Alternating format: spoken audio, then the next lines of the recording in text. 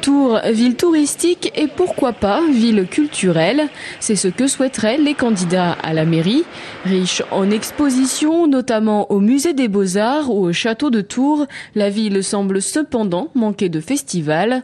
C'est en tout cas ce que souligne Guillaume Lapac, tête de liste du MODEM. On n'a pas réussi à maintenir de grands festivals et on a aujourd'hui un vrai problème de ce point de vue-là.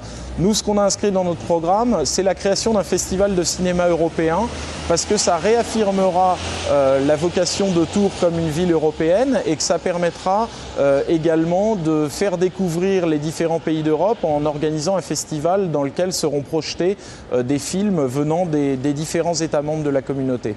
De son côté, le maire PS sortant, Jean Germain, propose d'amplifier les activités culturelles existantes avant de créer à nouveau.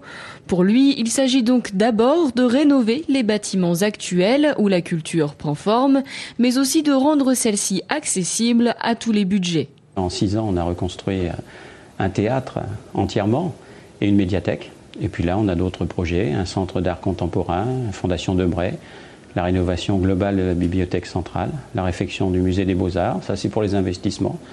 Et puis en ce qui concerne l'aspect de la vie de tous les jours, on veut créer un pass culturel de façon à ce qu'on puisse avoir, selon les moyens de chacun, la possibilité d'assister à tout ce qui se passe à Tours. Pour redynamiser la ville sur le plan culturel, Renaud Donne-Dieu de Vabre, candidat UMP, a quant à lui en projet de transformer la bibliothèque municipale en cité des arts et des artistes et de créer un festival des arts italiens.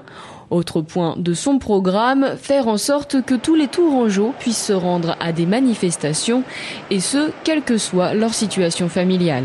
Sur tous les lieux culturels, il y aura une garderie d'enfants. Ça veut dire que pour un spectacle, au Grand Théâtre, au Centre Dramatique, pour l'activité artistique ici, un jeune ménage qui voudra venir le soir voir un spectacle ou d'ailleurs une manifestation sportive, trouvera sur place une halte garderie pour ses enfants. Ça permettra qu'il n'y ait pas Tours à 2 vitesses et ça permettra pour les familles de pouvoir vivre une vie agréable.